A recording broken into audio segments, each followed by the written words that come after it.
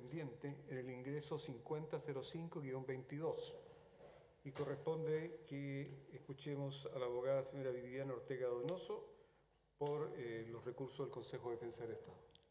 ¿Está por Zoom, señor? ¿Está por Zoom? Bien. Sí, gracias. señoría. Muchas gracias, señor presidente.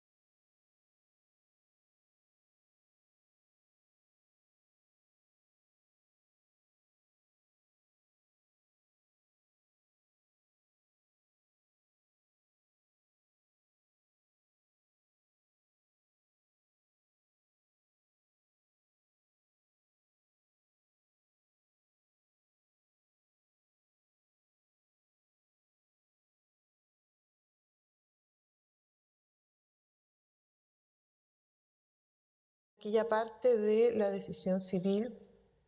que haré presente. En cuanto a la acción penal, sus señorías, atendidos los alegatos del día jueves 17 de agosto pasado, que fueron suficientemente claros y que tocan materias que claramente se reproducen en la presentación de esta parte, voy a reducir mi alegato y voy a hacerme cargo de aquello que distingue nuestro recurso respecto de los querellantes particulares y del Programa de Derechos Humanos del Ministerio del Interior. En cuanto a la sentencia dictada por el ministro de Fuero y que fuera confirmada por el fallo de segunda instancia, se estimó que los hechos que se tuvieron por establecidos respecto de las víctimas detenidas el 11 de septiembre de 1973 al interior del Palacio de la Moneda constituyen dos delitos distintos. En primer lugar, un homicidio calificado respecto de aquellas víctimas cuyos restos pudieron ser identificados y un secuestro calificado respecto de las víctimas cuyos cuerpos hasta el día de hoy no han aparecido y que se mantienen en la calidad de detenidos desaparecidos. Así entonces, fueron condenados como autores de homicidio calificado los acusados Pedro Espinosa, Teobaldo Mendoza, ya fallecido, Eliseo Cornejo, Bernardo Soto Segura y Jorge Gamboa Álvarez. Y fueron condenados como autores de secuestro calificado únicamente los acusados Servando Maureira Roa y Jorge Iván Herrera López, también fallecido, absolviendo entonces a los ya mencionados Espinosa, Mendoza, Cornejo, Soto y Gamboa. En virtud de los hechos fijados en la acusación y que daban cuenta de que las víctimas detenidas el día 11 de septiembre de 1973 en el Palacio de la Moneda fueron trasladadas al regimiento Tacna, lugar en el que permanecieron detenidas, retenidas y encerradas contra su voluntad y sin que mediara una orden judicial al respecto,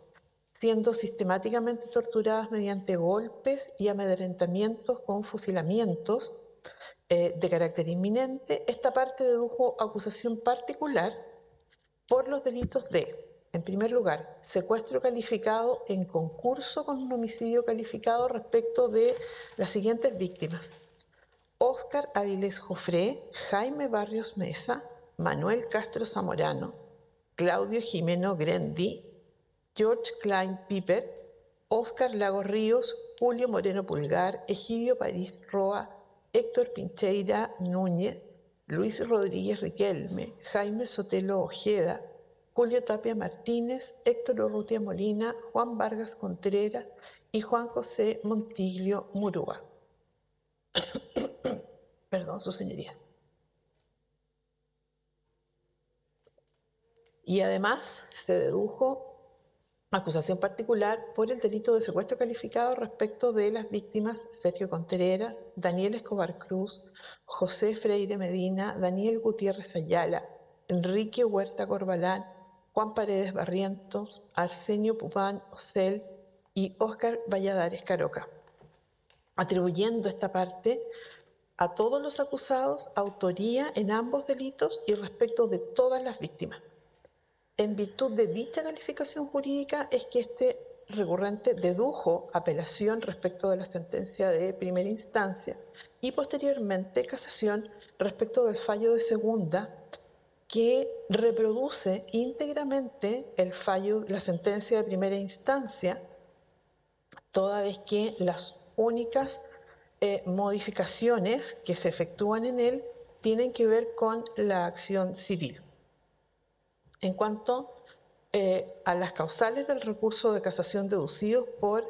el Consejo de Defensa del Estado, esta parte distingue dos vicios diferentes respecto de los dos grupos de víctimas y los delitos que a su respecto se establecen en las sentencias de primero y de segundo grado. En primer lugar, estimamos que por un error de apreciación jurídica,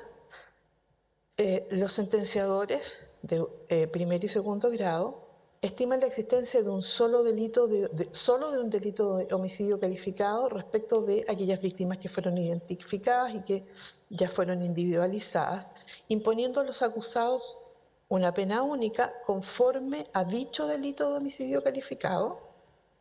incurriendo en ese caso en el vicio del artículo 546, número 2 del Código de Procedimiento Penal, esto es, que la sentencia efectúa una calificación equivocada del delito aplicando una pena de conformidad a dicha calificación errada. Los sentenciadores incurren en este caso en un error desde que, desconociendo lo dispuesto en el artículo 141, inciso tercero del Código Penal vigente a la época, califican los hechos como, ya señalado, un homicidio calificado, desechando los numerosos antecedentes que dan cuenta de la existencia de un secuestro calificado que se produce de manera paralela respecto de las víctimas por la privación de libertad de que fueron objeto durante 2 días en el regimiento Tacna, mismo que a la luz de los hechos y de los antecedentes ya expuestos previamente por los querellantes, no tenían por objeto únicamente consumar el homicidio, ello toda vez que, tal como se señalara previamente, no todas las víctimas detenidas, privadas de libertad en el regimiento Tacna, fueron cruelmente asesinadas, sino que algunas de ellas fueron puestas en libertad, incluso tal como se señala en el considerando octavo de la sentencia de primer grado, que al analizar la participación de Pedro Espinosa Bravo y referirse a su declaración, da cuenta de que se instruyó liberar a varios de los detenidos y dentro de ellos a aquellos que formaban parte de la Policía de Investigaciones. El segundo error que reconoce esta parte es la calificación de lícita respecto de la participación de los acusados Espinosa, Cornejo, Soto y Gamboa en los hechos que privaron de libertad a las víctimas hasta hoy desaparecidas, desconociendo también todos los antecedentes que indican que todos ellos, todos estos encartados, tomaron parte en la privación de libertad de que fueron objeto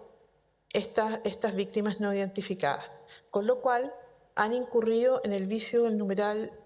de los numerales 4 y 7 del artículo 546 del Código de Procedimiento Penal. El número 4, en cuanto califica como lícito un hecho que la ley pena como delito y absuelve a los acusados. Y el número 7, violando las leyes reguladoras de la prueba, infracción que influye sustancialmente en lo dispositivo del fallo.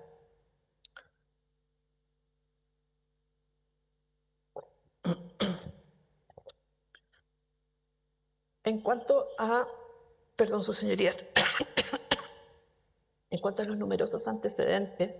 que dan cuenta de la participación de los acusados absueltos, voy a dar por reproducidas los ya señalados por el Programa de Derechos Humanos y por el colega Nelson Caucoto, que se extendieron latamente al respecto y son los mismos que podría reiterar en esta oportunidad. Ahora, ¿cómo estos errores han influido sustancialmente en los dispositivos de la sentencia? Pues bien, estimamos, su señoría, que han provocado la infracción de las normas contenidas en los artículos 485 y 488, números 1 y 2 del Código de Procedimiento Penal, que definen y regulan el medio de prueba de las presunciones. La sentencia recurrida, tal como ya he señalado, restó todo valor probatorio al cúmulo de declaraciones de testigos que rolan en autos, mismas que son señaladas y reproducidas en la sentencia de primera instancia, y que luego de haber sido correctamente analizadas, habrían y apreciadas a la luz de los artículos 485 y 488, numerales 1 y 2, habrían permitido fundar presunciones que permitieran probar tanto la existencia del delito de secuestro calificado respecto de las víctimas debidamente identificadas, como la participación de todos los encartados en el secuestro calificado de las víctimas que hasta el día de hoy mantienen el carácter de desaparecidas. En razón de todo esto, sus señorías, insisto, dando por reproducidas aquellas declaraciones y antecedentes recabados en la sentencia de primera instancia y reproducidos por la de segunda, es que solicito a sus señorías excelentísimas acoger el recurso de casación deducido, anulando la sentencia de 3 de noviembre de 2021, toda vez que se han verificado los hierros jurídicos expuestos, dictando una sentencia de reemplazo que condene a los encausados Pedro Octavio Espinosa Bravo, Eliseo Antonio Cornejo Escobedo, Jorge Ismael Gamboa Álvarez a la pena de presidio perpetuo, además de las accesorias legales de inhabilitación absoluta perpetua para cargos y oficios públicos y derechos políticos, y la inhabilitación absoluta para profesiones titulares mientras dure la condena, y al pago de las costas de la causa como actores de, en primer lugar, del delito de secuestro calificado en concurso con el homicidio calificado cometido en las personas de don Óscar Luis Avilés Cofré, don Jaime Antonio Barrios Mesa, don Manuel Ramón Castro Zamorano, don Claudio Raúl Jimeno Grendi, don George Klein Piper, don Óscar Reinaldo Lagos Ríos, don Julio Hernán Moreno Pulgar, don Egidio Enrique París Roa, don Héctor Ricardo Pincheira Núñez, don Luis Fernando Rodríguez Riquelme, don Jaime Gilson Sotelo Ojeda, don Luis Fernando Tapia Martínez, don Héctor Daniel Urrutia Molina, don Juan Alejandro Vargas Contreras y don Juan José Montiglio Murúa, y respecto de también el secuestro calificado cometido respecto de don Sergio Contreras, don Daniel Francisco Escobar Cruz, don Jorge Freire Medina, don Daniel Antonio Gutiérrez Ayala, don Enrique Huerta Corbalán, don Juan Eduardo Paredes Barrientos, don Arsenio Pupán Oxel y don Óscar Enrique Valladares. Perdón, sus señorías, pero estoy al borde de quedarme sin voz. En cuanto a la decisión civil, esta parte también ha deducido recurso de casación, pero solo respecto de aquello que dice relación con la demanda deducida por doña Shelomit Fernanda Montiglio Cepeda,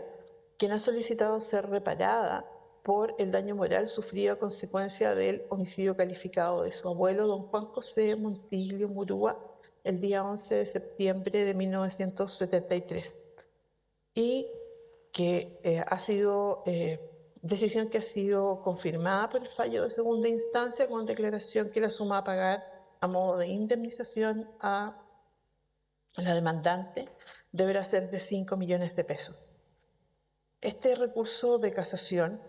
se funda en lo dispuesto en los artículos 535 y siguientes, 546, inciso final del Código de Procedimiento Penal, en relación con los artículos 764, 767 y 770 del Código de Procedimiento Civil. Error que consiste en haber dejado de aplicar la normativa especial de la Ley 19.123, que rige para el caso de autos el ejercicio de las acciones indemnizatorias por daño moral, particularmente lo dispuesto en los artículos 2, número 1, 17, 18, 19, 20, 21, 22 y 23 de dicha ley, en relación con los artículos 19 y 22 y 23 de la ley, en relación con los artículos 19 y 22 del Código Civil, incurriendo en el vicio de contravención formal por omisión. El error, como he señalado, consistió en dejar de aplicar a esta norma, a este caso, la norma de la Ley 19.123, que es la que establece la forma en que serán indemnizadas las víctimas de violaciones a los derechos humanos y sus familiares sobrevivientes, en el caso de aquellas que han sido víctimas de homicidio calificado, y que es la que establece el límite de aquellas personas que recibirán la indemnización. Y para esto, sus señorías, cabe tener presente que nos encontramos dentro de lo que se llama la justicia transicional. Nos encontramos frente a legislación y a la necesidad de establecer la forma de reparar a las víctimas dentro de una situación en la que nos encontramos frente a bienes absolutamente limitados por parte del Estado y que deben fijar en algún momento un límite, y por eso habrá que atender a la cercanía o a la distancia dentro del parentesco entre aquellos que reclaman una indemnización y las víctimas. Y en este caso particular, sus señorías, parece altamente importante destacar que la demandante, doña Shlomit Montiglio Cepeda, que hoy día tiene 26 años, no había nacido a la época de fallecimiento de su abuelo, sino que nace 24 años después, de manera tal que su relación, la relación que ella pudiera tener con su abuelo, lo que ella hubiera podido saber respecto de el sufrimiento de su abuelo, es aquello que le ha podido contar su familia. Con esto me parece imprescindible dejar en claro que no se trata de desconocer el sufrimiento de los parientes de las víctimas, ni de un nieto respecto de la forma trágica en la que ha fallecido su abuelo, pero habiendo una norma que establece cuáles son las personas que deberán recibir indemnización, cuál es a través de la forma establecida por el Estado, que es a través de las leyes de reparación, el fallo ha transgredido la norma de la Ley 19.123 y en razón de ello es que estamos solicitando que se revoque la sentencia respecto solo de esta indemnización. Como ya señalé, la Ley 19.123, a lo largo de su extenso articulado, establece de manera ordenada y sistemática cómo se ha de hacer la determinación de los parientes, cómo se ha de establecer la forma en la que se habrá de indemnizar. Y es así como el artículo 17 establece una pensión mensual de reparación en beneficio de los familiares de las víctimas. El artículo 18 establece quiénes son los causantes de la pensión de reparación. Y el artículo 20 de la Ley 19.123 establece quiénes son los beneficiarios de la pensión establecida en el artículo 17. Y estos son únicamente el cónyuge sobreviviente, la madre del causante o el padre de éste, cuando aquella faltare, la madre de los hijos de filiación matrimonial del causante o el padre de estos cuando fuere la causante la madre, y los hijos menores de 25 años, estableciéndose así una norma de prelación en esta materia. Pero además, su señoría, el artículo 21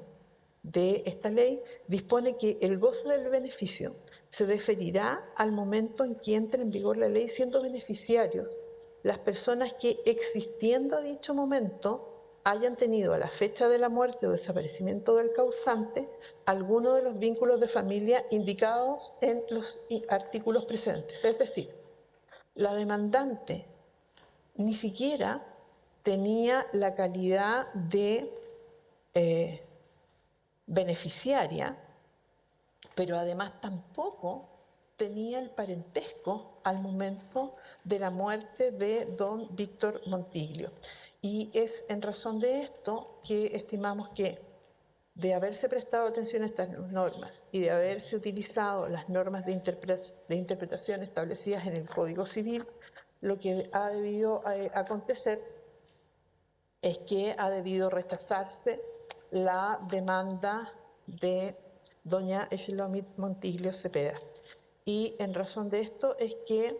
solicitamos a su excelentísima señoría se acoja el recurso de casación deducido por esta parte,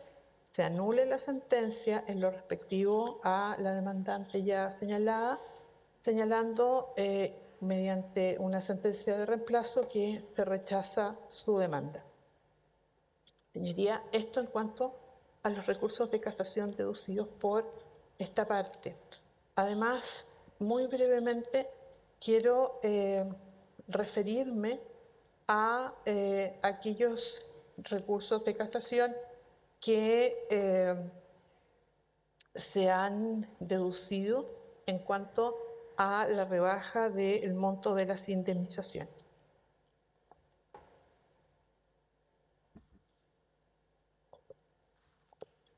Su señoría, estimamos que si bien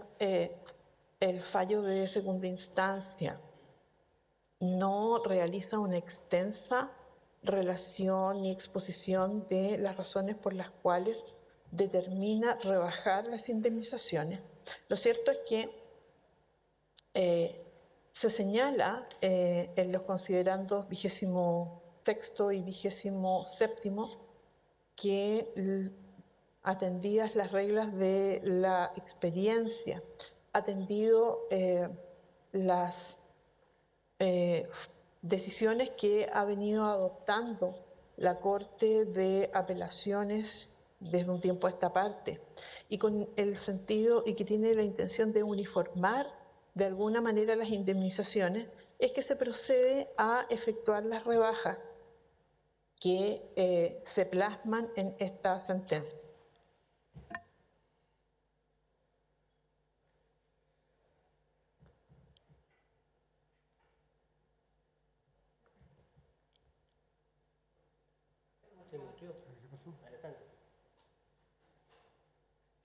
Señora abogada, está muteada.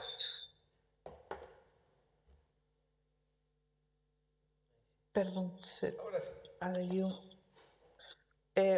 Me estaba refiriendo, sus señorías, a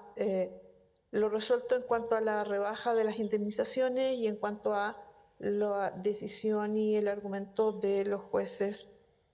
de la segunda instancia en cuanto a mantener un cierto nivel de uniformidad respecto de las indemnizaciones que se otorgan en condiciones similares. La muerte de las víctimas de este episodio han sido crueles, ha sido cruel la pérdida por parte de sus familiares, pero sin embargo no nos parece insensato ni nos parece inicuo el que se buscar un cierto nivel de estabilización de las indemnizaciones frente a los mismos delitos. En ese sentido es que solicitamos que se confirme lo resuelto en el fallo de segunda instancia. Y en cuanto a las costas, su señoría, también el hacer presente que el Fisco de Chile, el Consejo de Defensa del Estado, por expresa disposición legal, debe hacerse parte en estas causas, velar por los intereses del Estado, utilizando todos los argumentos que le provee la ley. Y en ese sentido, entonces, no habiendo sido totalmente vencidos, nos parece que no corresponde sostener la necesidad de condenar en costas al fisco. Es todo cuanto voy a alegar, tu señoría. Bien, gracias, abogada.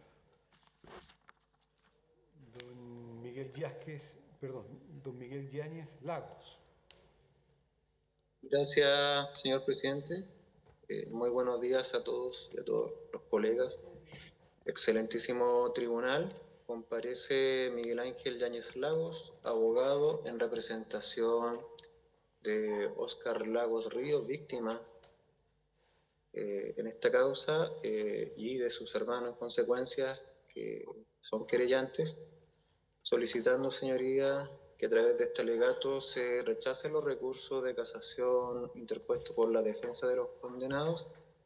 conforme a los siguientes argumentos que voy a pasar a exponer. Primero, dar cuenta que, como ya mis distinguidos colegas querellantes se refirieron a los hechos, en la forma de comisión del delito y la participación de los condenados, voy a reducir mi alegato a lo que quiero poner más énfasis. Respecto a Óscar Lagos Ríos, que es víctima, señoría, en este excelentísimo tribunal, en este proceso, él tenía 21 años de edad al momento de sufrir, ser víctima de este delito. Y esto es importante por cuanto Óscar Lagos Ríos era el sustento de su familia cuando ocurrieron los hechos, debido a que los hermanos que son querellantes en esta causa, hablamos de Lidia, de Graciela, de Mónica, de Marcos, todos ellos tenían entre 10 y 16 años. Por lo tanto, las consecuencias del delito en la fase subjetiva, en la parte moral y también económica, fue nefasta para estas personas, para mi representado. Me gustaría solamente señalar o destacar primero, para efecto después, para concluir, porque no se deben tomar en cuenta los argumentos de la defensa, señoría, respecto a ciertas atenuantes que han mencionado. No hay que olvidar que estos son delitos de lesa humanidad, que la jurisprudencia de este excelentísimo tribunal ha sentado ya hace bastante tiempo, en consideración que esto fue una política de Estado organizada por los organismos que estaban y se tomaron el poder el 11 de septiembre de 1973. Si bien en los hechos sentados señala el tribunal, el de primera instancia, y que después fue confirmado por la Corte, que el aspecto político no es importante considerar. Sí es importante para efectos de saber por qué fue una política de Estado, en el sentido de que los delitos de lesa humanidad se cometen en contra de ciertos grupos de personas que por sus consideraciones políticas, de etnia, son atacados, y en este caso fue un grupo determinado que fueron los miembros de la escolta del presidente Allende. Tampoco dejar de señalar, señoría, que este hecho, que debe ser el más histórico desde que comienza la dictadura, debe considerarse como un acto terrorista, no un acto patriótico, no un acto de defensa de la nación. Bien lo dijo el distinguido colega Nelson Caucoto, que acá no se tomó preso a estas personas por estar cometiendo delitos, sino también como lo dicen los hechos que se dieron por acreditados acá sin justificación, sin una orden, un sustento legal. Estas personas fueron apresadas y torturadas y dinamitadas el 13 de septiembre de 1973, lo cual obviamente da mayor sustento a la condena que las personas que están en este proceso sentenciadas deben cumplir de manera íntegra y sin ningún tipo de consideraciones, como lo quiso señalar el colega defensor Murat, que, bueno, se saluda que haya en su, no sé si colega me equivoco o escriben, pero usted trajo a estrado la Convención contra la Tortura, la prevención y sanción de la tortura, que está bien que se haya argumentado, Y efectivamente en ningún estado se puede permitir la tortura como una forma de hacer política. Pero a cambio de lo que sucedió a las víctimas, especialmente a Óscar Lagos Ríos y a sus colegas, los procesados y los condenados en este juicio lo que menos han sufrido ha sido tortura. De hecho, la misma Convención contra la Tortura, en su artículo primero y la parte final, dice que los sufrimientos que padezca la persona y que se sustenten o que crea que están padeciendo, pero son aplicación de fuerza del Estado que están en un sustento legal, por ejemplo, que estén privados de libertad, eso no es tortura para nada, para nada. De hecho, llama la atención cuando las defensas de los condenados señalan que se debe tener humanidad con ellos, cuando ellos mismos lo que menos tuvieron fue humanidad por las víctimas del caso de La Moneda. Los condenados en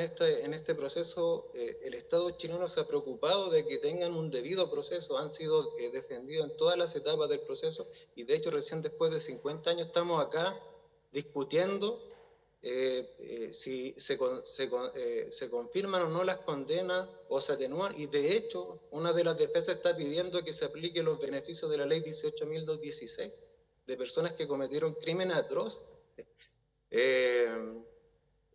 Que secuestraron, que torturaron, y en cualquier otro país del mundo estas personas estarían condenadas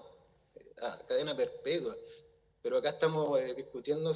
incluso si se le va a aplicar lo que se llama la media prescripción, por lo cual totalmente improcedente, su señoría excelentísima. Si el delito es imprescriptible, con mayor razón no se puede aplicar ningún tipo de prescripción a las penas. O sea, eso no tiene sustento ya a esta altura, al 2023. Y por esas consideraciones, señoría, y entendiendo que ya se ha discutido bastante sobre los hechos y el derecho, y si bien esta parte no se alzó por la baja de la indemnización respecto a nuestra parte, sí compartimos los criterios de los colegas que señalaron que el tribunal, la Corte de Apelaciones de Santiago, no mencionó o no argumentó por qué razón había rebajado los montos, lo cual obviamente sí hay una falta al requisito de la sentencia en cuanto a fundamentar la sentencia respectiva, porque no fija un parámetro ni para subir ni para bajar, lo cual obviamente afecta la seguridad jurídica de las personas que son intervinientes en el proceso civil y penal. Por eso, su señoría excelentísima, y agradeciendo el tiempo que se me ha otorgado, solicito muy respetuosamente que se acojan estos argumentos y en consecuencia se rechacen los recursos de casación interpuestos por la defensa de los condenados. Muchas gracias. Bien. Terminada la vista del recurso. Muchas gracias. Gracias, señorías. Que tengan todos un buen día. Buenos días. Buenos días. Hasta luego. Buenos días. Hasta luego. Hasta luego.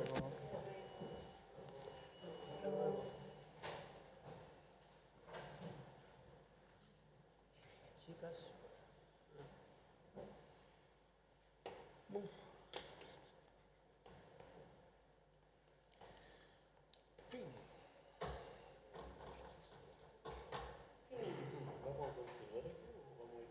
Vamos allá.